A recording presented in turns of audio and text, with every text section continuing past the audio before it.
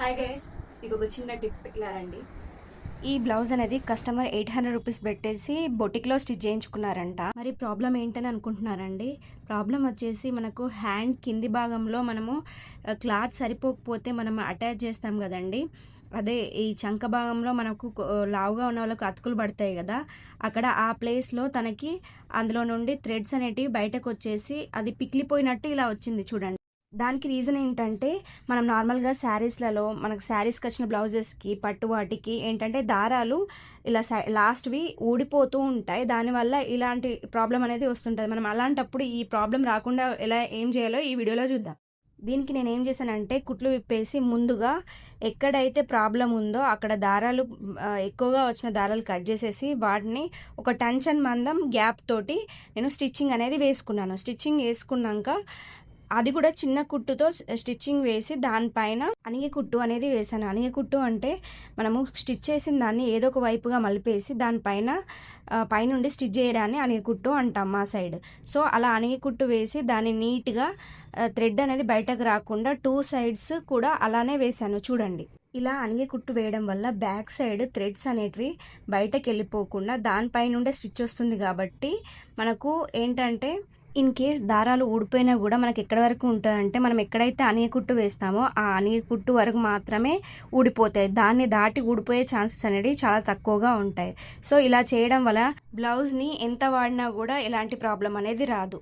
నాకు ఒక doubt guys, ఏంటంటే మీలో చాలామంది 500 నుండి 800 వరకు 1000 రూపీస్ వరకు బొటిక్లలో ఛార్జెస్ పెట్టి స్టిచ్ చేయించుకుంటారు. వాళ్ళు ఎలా కుట్టినా కూడా మీరేం ఒక్క మాట కూడా అడగరు.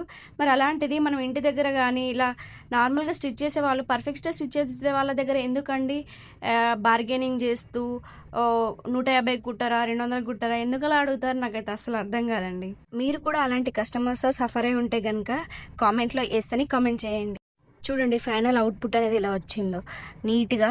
అక్కడ ఎక్కడైతే దారాలు అయితే బయటకు వచ్చాయో అక్కడ నీట్గా అనిగ కుట్టు వేయడం వల్ల ఎంత నీట్గా వచ్చిందో చూడండి. ఇన్ కేసు ఊడిపోయినా కూడా మనకు ఆ అనిగ కుట్టు ఉండడం వల్ల సెక్యూర్గా ఉంటుంది.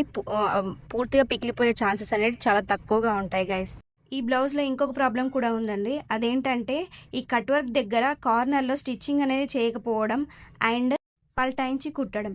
ఏంటంటే నార్మల్గా నేను ఏం చేస్తానంటే పల్టాయించి కుట్టడం వల్ల బ్లౌజ్కి స్టిఫ్నెస్ అనేది రాదు. కాబట్టి మనం ఎక్స్ట్రా పీస్ తీసుకొని దానిపైన కట్ వర్క్ అనేది మనము పేపర్ క్యాన్వాస్ వేసి స్టిచ్ చేయడం వల్ల మనకు ఆ బ్లౌజ్ అనేది స్టిఫ్గా వస్తుంది. లేదంటే ఇలా లోపలికి మనం నార్మల్గా అనుకోకుండా లోపలికి వెళ్ళిపోయినా కూడా అది డిజైన్ అనేది కనిపించకుండా నీట్గా అనేది స్టిఫ్గా కూర్చోవడం అనేది బ్లౌజ్ అనేది కూర్చోదు. వీళ్ళు ఎలా స్టిచ్ చేశారో ఒకసారి గమనించి చూడండి. నార్మల్గా మనకు లైనింగ్ పీస్ అనేది ఉంటుంది కదండి, దాని మీద పేపర్ క్యాన్వాస్ అనేది దాన్ని ఐరన్ చేసి పల్టాయించి కుట్టేశారు. అలా కాకుండా మనకు సపరేట్ ఒక క్లాత్ తీసుకొని పైనుండి స్టిచ్ చేసి దాన్ని దీనిపైన జాయిన్ చేయడం వల్ల క్లాత్ అనేది మందం పెరిగి నెక్ అనేది స్టిఫ్గా వస్తుంది. సో ఇలాంటి చిన్న చిన్న టిప్స్ అనేవి మనకు బ్లౌజ్ అనేది పర్ఫెక్ట్గా నెక్ అనేది కూర్చుంటుంది. సో ఫైనల్గా మీకు ఒకటి చెప్పాలనుకుంటున్నానండి. అదేంటంటే ఇలాంటి టిప్స్ తెలిసి పర్ఫెక్ట్గా స్టిచ్ చేసే వాళ్ళు చాలా తక్కువగా ఉంటారు. సో అలాంటి వాళ్ళకి వాళ్ళ వర్క్కి తగ్గ అమౌంట్ ఇస్తే బెటర్ అని నా ఒపీనియన్.